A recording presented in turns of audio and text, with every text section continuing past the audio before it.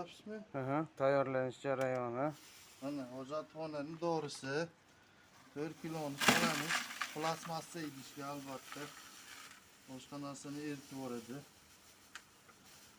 4 kilo to'kildi. Hozir endi ustiga suv quyamiz.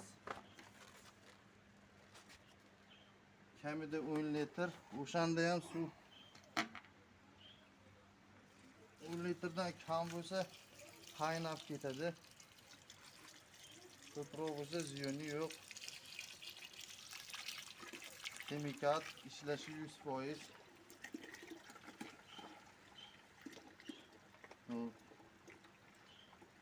Buna nima deymiz?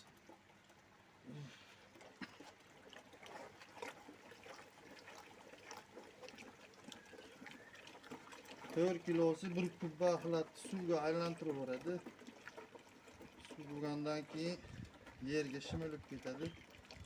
Shuni hisobiga joy bo'shaydi. Eritdik. 5 sekundda eriydigan narsa. Erigandan keyin suv isiydi. Mana isib ketdi suv.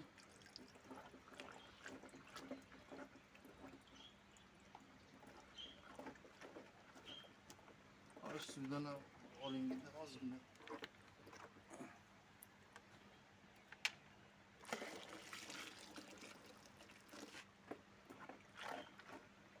Böyle dorimiz eridi. Chemikat. Hidini ham yo'qotadi. Garantiyasi bor. Bakteriya emas bu. Endi hojatxonaga quyayotganimizda olmaymiz. To'xtatib qo'ying.